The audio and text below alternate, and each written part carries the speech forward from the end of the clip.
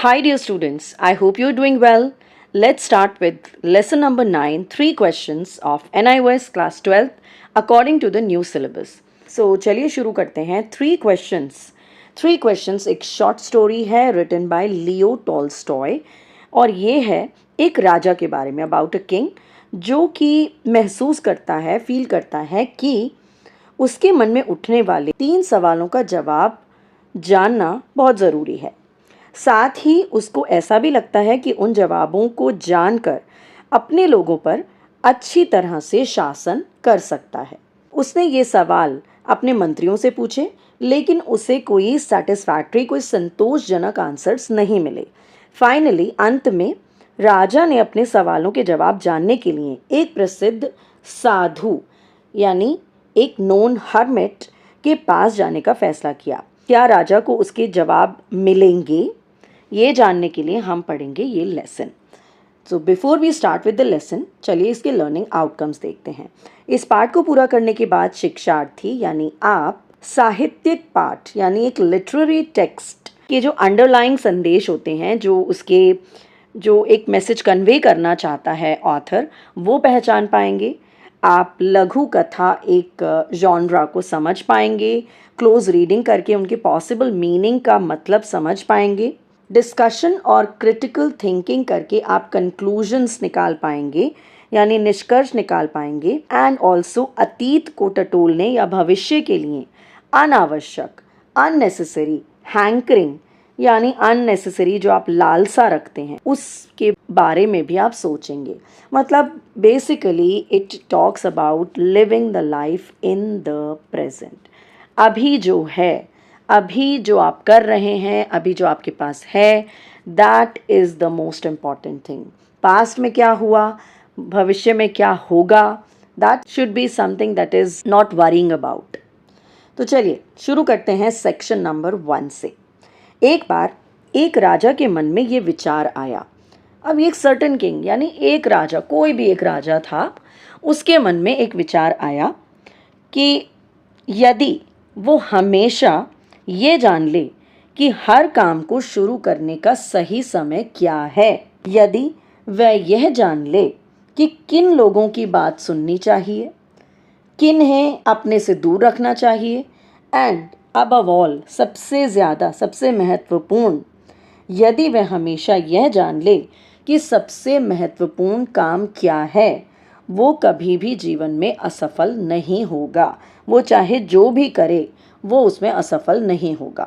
और यही सोच, यही विचार उसके मन में आया जो उसने पूरे राज्य में घोषणा कर दी, प्रोक्लेम करवा दिया पूरे किंगडम में कि वो जो इन सवालों का सही जवाब देगा कि एक काम को करने का सही समय क्या है, सबसे ज़रूरी लोग, सबसे इम्पॉर्टेंट लोग कौन हैं, और वो कैसे जान सकता है कि सबसे इम्पॉर्टेंट, सबसे महत्वपूर्ण, सबसे ज़रूरी काम क्या है. तो इन तीनों प्रश्नों के उत्तर जानने के लिए उसने कहा कि जो भी इनके आंसर्स मुझे बताएगा मैं उन्हें रिवॉर्ड दूंगा. आगे बढ़ने से पहले हमारे आ गए हैं इन टेक्स्ट क्वेश्चंस. किंग के माइंड में क्या आया, क्या अकर हुआ. So the answer is obviously in your book itself. तो आप लिखेंगे it occurred to the king that if he knew the answers for certain questions he would be successful in everything and no one can defeat him. Number 2 है why did he want to know the answers. वो answers क्यों जानना चाहता था. He wanted to know the answers because he wanted to become undefeatable, so he wanted to know the answers. First question क्या था, what was the first question. First question was what was the right time to do something. What was the second question? The second question was whom he should listen to. उसे किसकी बात सुननी चाहिए. And the third question was what is the most important work to do. अब इन तीनों questions के backdrop पर आगे चलते हैं सेक्शन नंबर 2 पर. So बहुत learned men यानी बहुत विद्वान राजा के पास आए, लेकिन उन सभी ने उसके प्रश्नों को अलग अलग तरह से उनका जवाब दिया, डिफरेंटली उनका जवाब दिया. फर्स्ट क्वेश्चन के जवाब में कुछ लोगों ने कहा कि प्रत्येक कार्य के लिए सही समय जानने के लिए व्यक्ति को पहले से ही दिन, महीने और साल का एक टाइम टेबल बना लेना चाहिए, एक तालिका बना लेनी चाहिए और उसी के अनुसार अपना जीवन व्यतीत करना चाहिए। Must live strictly according to it. और इसी प्रकार ही सब कुछ अपने उचित समय पर, प्रॉपर टाइम पर किया जा सकता है। तो कुछ लोगों ने ये कहा और बाकी दूसरों ने कहा कि पहले से सही समय डिसाइड करना इम्पॉसिबल है, कि प्रत्येक काम को पहले से तय करना क्या है, असंभव है। लेकिन खुद को बेकार के कामों में न उलझने देते हुए व्यक्ति को हमेशा जो कुछ भी हो रहा है उस पर ध्यान देना चाहिए। मतलब आइडल पास टाइम्स में जो फालतू की चीज़ें हैं उसमें नहीं लगना चाहिए, उसमें अब्जॉर्ब नहीं होना चाहिए। इनफैक्ट हमें जो भी कुछ चल रहा है उस पर ध्यान देना चाहिए, उसको अटेंड करना चाहिए और वही करना चाहिए जो कि सबसे ज़्यादा ज़रूरी है, जो कि सबसे ज़्यादा नीडफुल है। बाकियों ने अगेन दोबारा यही कहा कि चाहे किंग कितना भी सावधान हो जाए, कितना भी अटेंटिव हो जाए, लेकिन कि एक व्यक्ति के लिए हर काम के लिए सही समय का सही ढंग से निर्णय करना असंभव है। इट इज़ एब्सोल्युटली इम्पॉसिबल कि हमें क्या काम करना है, किस समय करना है। इट इज़ बिकॉज फ्यूचर क्या है, अनसर्टेन है, इसीलिए हम समय को पहले से प्रिडिक्ट नहीं कर सकते कि मैं इस समय पर ये काम कर रहा होऊंगा। लेकिन हाँ, उसके पास कुछ काउंसिल ऑफ वाइज मैन होने चाहिए, यानी कि उसके पास वो बुद्धिमान लोग हैं, उनकी एक परिषद होनी चाहिए, उनका एक ग्रुप होना चाहिए जो कि उसे हेल्प करेंगे, उसे मदद करेंगे कि सही समय निर्धारित कैसे किया जाए चीज़ों के लिए। ये बात तो हो गई, लेकिन बाद में कुछ लोगों ने कहा कि कुछ ऐसी भी चीज़ें होती हैं जिन्हें काउंसिल के सामने रखने का भी इंतज़ार नहीं किया जा सकता। मतलब अगर बहुत ज़्यादा देर हो गई तो फिर कुछ और भी प्रॉब्लम हो सकती है। लेकिन जिनके बारे में किसी को तुरंत फैसला करना चाहिए कि उन्हें करना है या नहीं, यानी कुछ ऐसे भी चीज़ें होती हैं उन जिनके लिए हमें इमीडिएट डिसीजन लेना चाहिए, लेकिन उसको डिसाइड करने के लिए, उसका निर्णय लेने के लिए हमें पहले से पता होना चाहिए कि क्या होने वाला है। और ये तो सिर्फ मजीशियंस यानी जादूगरों को ही पता होता है। और इसीलिए अगर हमें हर एक्शन का सही समय जानना है, हमें मैजिशियंस को ही कंसल्ट करना चाहिए। अब आते हैं सेकंड क्वेश्चन के आंसर पर।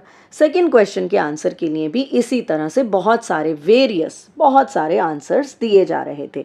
कुछ लोगों ने उत्तर दिया कि जो लोग राजा को सबसे ज़्यादा इम्पॉर्टेंट हैं, जो लोग राजा के लिए, वो हो सकते हैं उसके पार्षद यानी उसके काउंसलर। कुछ लोगों ने कहा प्रीस्ट होने चाहिए यानी पुजारी होने चाहिए, कुछ और लोगों ने कहा डॉक्टर्स होने चाहिए, जबकि कुछ और लोगों ने कहा वॉरियर्स होने चाहिए यानी योद्धा होने चाहिए, जो सबसे ज़्यादा ज़रूरी हैं। थर्ड क्वेश्चन के जवाब में उन्होंने कहा कि सबसे इम्पॉर्टेंट काम क्या है, तो कुछ लोगों ने कहा कि सबसे इम्पॉर्टेंट चीज़ तो साइंस है। कुछ लोगों ने कहा कि वॉरफेयर में स्किल्ड होना यानी युद्ध कौशल आना चाहिए। कुछ लोगों ने कहा रिलीजियस वर्शिप यानी धार्मिक पूजा। तो सभी लोगों के आंसर्स बिल्कुल डिफरेंट थे, बिल्कुल अलग अलग थे, और किंग जो था वो उनमें से किसी से भी अग्री नहीं किया। इसीलिए उसने किसी को रिवॉर्ड भी नहीं दिया, किसी को इनाम भी नहीं दिया। लेकिन उसकी यही दुविधा थी कि अभी तक मुझे अपने क्वेश्चंस के, अपने तीनों क्वेश्चंस के आंसर नहीं मिले हैं।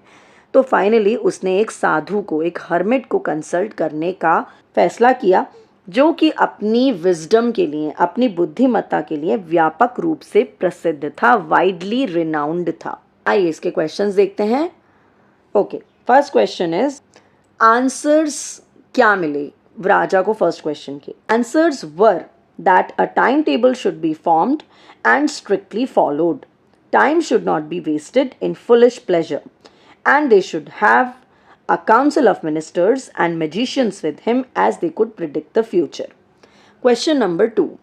What were the answers king got for the second question? Second question के आंसर में आंसर मिला कि it should be counselors, priests, doctors. कुछ लोगों ने कहा warriors were the most necessary people. Question number 3. What were the answers that the king got for the third question? Third question के लिए आंसर मिला कि science is the most important thing. कुछ लोगों ने कहा स्किल इन वॉरफेयर और कुछ लोगों ने कहा रिलीजियस वर्शिप। क्वेश्चन नंबर 4, क्या किंग हैप्पी या सेटिस्फाइड था इन आंसर्स से? No, he was neither happy nor satisfied. What did he finally do? उसने फाइनली क्या किया? उसने सोचा कि मैं एक वाइज हर्मिट के पास जाता हूँ अपने आंसर सीख करने के लिए। आइए चलते हैं सेक्शन नंबर 3 पर, और अब राजा हर्मिट के पास पहुँचने ही वाला है। तो साधु रहता था एक वुड में, एक जंगल में, जिसे वो कभी क्विट नहीं करता था, कभी छोड़कर नहीं जाता था, और उसे आम लोगों के अलावा और कोई नहीं मिलता था। कॉमन फोक यानी आम लोग मिलते थे। इसीलिए राजा सिंपल कपड़ों में, साधारण कपड़ों में हर्मिट से मिलने गया, और हर्मिट के सेल के पास उसने अपने घोड़े से डिसमाउंट, अपने घोड़े से उतर गया और अपने बॉडीगार्ड को, अंगरक्षक था, उसको पीछे छोड़ दिया और अकेले गया। जब राजा वहां पर पहुंचा, हर्मिट ग्राउंड को डिग कर रहा था, यानी जमीन खोद रहा था अपनी हट के सामने, अपनी झोपड़ी के सामने। जब उसने देखा कि किंग आया है, उसने उसे ग्रीट किया, उसने उसे नमस्कार किया और फिर अपने काम में लग गया। हर्मिट फ्रेल था, यानी कमज़ोर था, वीक था, और हर बार जब वो अपने स्पेड यानी अपनी कुदाल ज़मीन पर गाड़ता, थोड़ी मिट्टी पलटता, तो उसकी सांस फूलने लगती थी। ब्रेथ्ड हैवीली। किंग उसके पास गया। किंग ने कहा कि मैं तुम्हारे पास आया हूँ, वाइज हर्मिट, बुद्धिमान साधु, तुमसे 3 प्रश्नों के जवाब चाहता हूँ। पहला सवाल, मैं सही समय पर सही काम कैसे सीख सकता हूँ? दूसरा सवाल, वे कौन लोग हैं जिनकी मुझे सबसे ज़्यादा ज़रूरत है, इसलिए मुझे बाकी लोगों की तुलना में किस पर ज़्यादा ध्यान देना चाहिए? एंड लास्टली, कौन से मामले सबसे ज़्यादा महत्वपूर्ण हैं और मुझे सबसे पहले किस पर ध्यान देना चाहिए? हर्मिट ने राजा की बात सुनी, लेकिन कोई जवाब नहीं दिया। उसने बस अपने हाथ पर थूका, स्पैट यानी थूका, और वापस खुदाई करने लगा, वापस खोदने का काम शुरू कर दिया। राजा ने कहा, तुम थके हुए हो, मैं तुम्हारी कुदाल ले लेता हूँ और तुम्हारे लिए थोड़ा काम कर देता हूँ। हर्मिट कहता है, थैंक यू, धन्यवाद, और उसने अपनी कुदाल राजा को दे दी और ग्राउंड पर नीचे ज़मीन पर बैठ गया। जब राजा ने 2 बेड्स खोद लिए, यानी 2 क्यारियां खोद ली, तो वो रुक गया और फिर से उसने अपने क्वेश्चंस रिपीट करे। इस बार भी हर्मिट ने कोई जवाब नहीं दिया, लेकिन वो खड़ा हुआ और स्ट्रेच आउट, उसने अपना हाथ कुदाल लेने के लिए बढ़ा दिया आगे और कहा, चलो अब तुम थोड़ी देर आराम करो और अब थोड़ी देर मुझे काम करने दो। लेकिन राजा ने उसे कुदाल वापस नहीं दी और वो खोदता रहा। 1 घंटा बीत गया, फिर एक और घंटा बीत गया। अब सूरज छिपने का समय आ गया था। सन बिगैन टू सिंक, पेड़ों के पीछे छिप रहा था। राजा ने आखिरकार कुदाल जमीन पर गाड़ दी और कहा, मैं तुम्हारे पास आया था बुद्धिमान आदमी, अपने सवालों का जवाब मांगने के लिए। अगर तुम मुझे कोई जवाब नहीं दे सकते तो मुझे बता दो, मैं घर चला जाऊंगा। फाइनली अब हर्मिट बोला। उसने कहा, देखो कोई दौड़ता हुआ आ रहा है, आइए देखें वो कौन है। Let's see the questions. पहला सवाल है, why did the king disguise himself? Disguise का मतलब है उसने अपने वेशभूषा क्यों बदल ली, वो अपने दूसरे कपड़ों में क्यों आया? क्योंकि हर्मिट सिर्फ और सिर्फ कॉमन लोगों से मिलता था, because the hermit met only common people. Number 2, hermit क्या कर रहा था? Hermit was digging the ground in front of his hut. What did the king do when he went there? जब किंग वहाँ पर गया तो उसने क्या किया? The king wished the hermit and asked his question. How did the hermit react? Hermit ने क्या react किया? Hermit, he took a minute to stop his work and wished the king and continued the work. King ने hermit को क्या offer किया? The king offered to help the hermit in digging the soil bed. Let's move to section number 4. था कि कोई आदमी आ रहा था, कोई भागता हुआ आ रहा था।